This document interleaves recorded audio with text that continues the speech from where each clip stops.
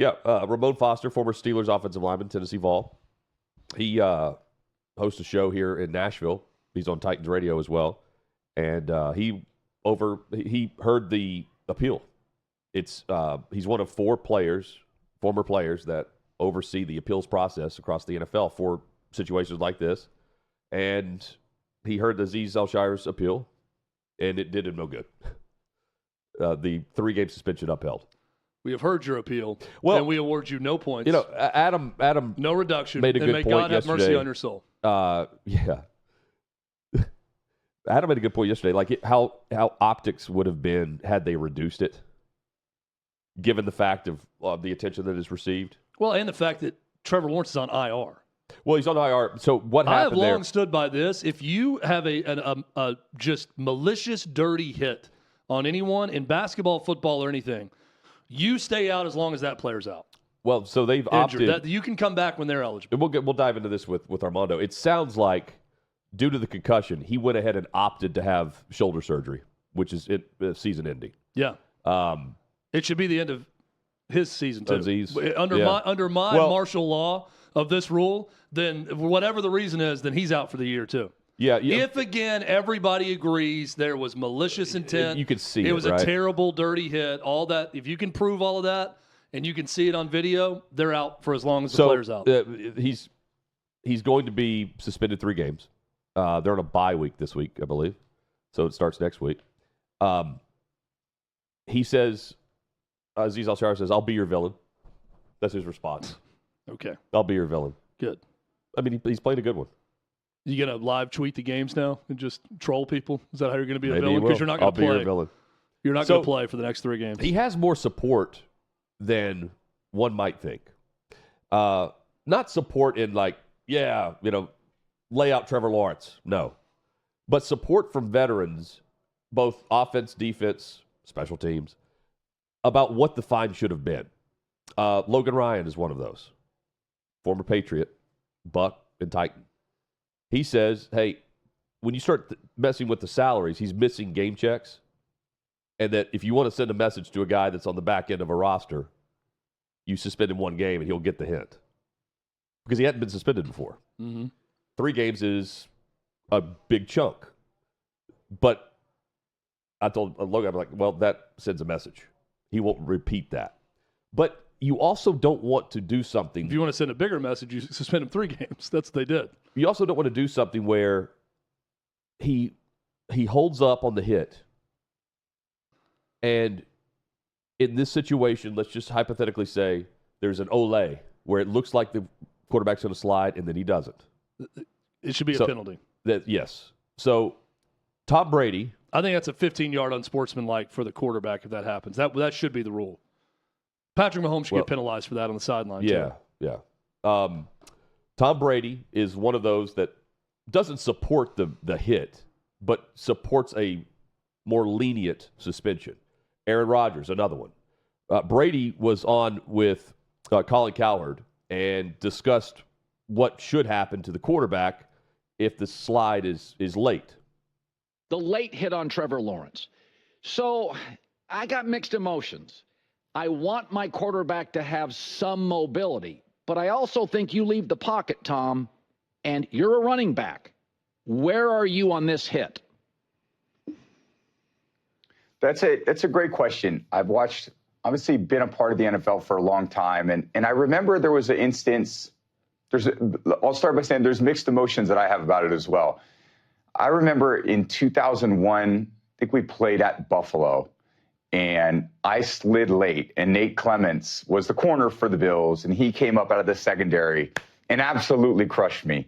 My helmet went flying off, and I got back and I ran to the huddle, and I had a lot of teammates that came up to me the next day and said, dude, these guys are coming. You got to get rid of that football, and if you're going to slide, you better get down. These guys are coming to get you. And it was a great kind of learning experience for me because I realized that when I'm out of that pocket, things were moving a lot faster for me. And the defense is trying to be very aggressive. And over time, the NFL has obviously done a lot of things to, protect players and player health and safety. It's been on and on and on. And The only aspect that I think is very challenging, and certainly for Trevor Lawrence, nobody wants to see anybody get hurt, but it is also the reality of a very physical sport that we play. Yeah. But the only way defensive players have to be aggressive. That's their nature. I always try to be aggressive on offense. We try to block aggressively. And at the same time, the defense tries to tackle aggressively. So I don't know. There's an aspect to me that I think the quarterbacks and certainly the quarterbacks need to take better care of themselves. I see Josh Allen running a lot. I see Lamar Jackson running a lot. And it's a great skill set to have. A lot of times I wish I had that skill set. And at the same time, when you run, you put yourself in a lot of danger. And when you do that, I don't think the onus of protecting an offensive quarterback who's running should be on a defensive player. I don't think that's really fair to the defense. So if you slide and it's, everyone can argue, was it black and white or was it just a gray area? Do you slide late or is it unnecessary roughness or is it a late hit? To me, a late hit is very late. There's quarterbacks that I see running and tiptoe on the sideline, and they're not even out of bounds, and they get hit as they're starting to step out of bounds, and there's a penalty flag thrown. So the aspect, again, for a play caller, there's more design runs for quarterbacks ever now than in the history of the NFL. So are we really trying to protect quarterbacks? Because if you are trying to do it through the rules, then why are the offensive coordinators not protecting their quarterbacks by keeping them in the pocket and not designing as many quarterback runs? So I think it's gone to a point where there's really, and everyone will label a certain player as a dirty player. I don't like that one bit.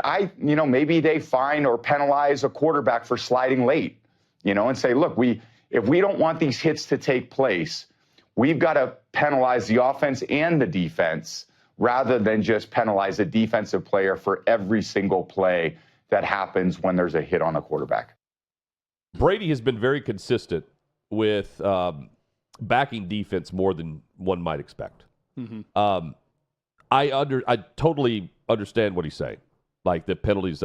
I don't think the NFL wants to do it because it encourages plays like Tua Tagovailoa to go head first and not slide to get the first down. Yeah. And if you see what I'm saying? Yeah, and if you remember, Brady was adamant about quarterbacks being bad and leading guys into trouble. That a lot of times those balls are on the quarterback when you throw it over the middle or into a spot where the receiver gets hurt. So he's very critical of quarterbacks and apologetic about the defense at times where you wouldn't. You're right. You wouldn't expect an offensive guy to side that way. Now, there's a difference here. He's talking about if the quarterback slides late or does some of the things to deceive. Right. We're talking about then there should be a penalty or a fine. I'm with him on that. He didn't say that Trevor Lawrence slid late. No, but that's the insinuation. In that situation. I know everybody's jumping at that, and I get it because of it, but Trevor Lawrence did not slide late in that one. He did exactly what he was supposed to do. He slid 2 yards short of a first down. I mean, he didn't even go for the first down. It was probably 3 or 4 yards short of it. Yeah, I mean, I think it would have been 3rd and 2 or 3rd and 3. Yeah. And it was 2nd and 7. So I don't. Because it's where you start your slide. Yeah. I don't disagree with Brady. It's just a weird time to bring that up when the quarterback in question we're talking about did everything right and still got his head planted in the ground. Yeah, and especially leading with the forearm. Like the melee that happened afterwards is a bigger discussion. The way the coaches reacted to the whole thing's been odd. Again, if it was over the top punitive for the defensive player that it was a bang play and it's just the offense always gets their way. I understand the response like this, but the conversation has turned into, well, is this fair? And what I saw from Azeez Al-Shaair, no. I mean, this was egregious. It was bad. I mean, right? Like, yes. I don't know. I don't get the whole conversation now about it. Well, you brought up Vontaze Burfict as a comparison, and what happened with him and all that. The only way I remember Vontaze Burfict are for some of those hits. Like, he's known as that guy, right? Yeah. Yep. When I hear the name of the Texans linebacker who did this forever, I'm going to think about this hit. Like that, it's not just the average run-of-the-mill, it was a little bit late, the guy got hurt on. It was one of the dirtiest hits I've seen, especially given the rules today, where a quarterback slid we paced it out, 4.5 yards away from him. When he started his descent with his elbow going towards his head, he had slid. He was going straight at him. He was almost hydroplaning towards him. He had slid so early before him, and he hit him in the head still. So, again, three-game suspension to me is not that big of a deal. Well, and I understand the hit to his paycheck and all that, but it could have been a lot worse for him. Sure. I mean, again, it's not if you did it, it's how you did it in this case. Because leading up to this game, Caleb Williams hit while he's going out of bounds. He had a hit on Tony Pollard, who was out of bounds against the Titans. Azeez did. And then, what was the other one? He had the hit on Josh Allen in that early season game against the Texans, where it appeared as though Josh Allen was going to get knocked out in concussion protocol. He was evaluated, came back, but it certainly looked like a bell ringing scenario there. That Azeez was in on the hit. Again, Azeez Al-Shaair. He's not the only player that acts like this, but it's probably unfair. We talked about Vontaze Burfict, or I did. He doesn't want to be known as just that for his entire career, what he did. And yes, he's made plenty of hits that are legal, clean, plays the game hard. A lot of times he's playing the game the right way. But when it's that egregious, we're going to remember it. And that one was so different than a lot of other. It's not the worst ever. There's been others that have been worse or similar.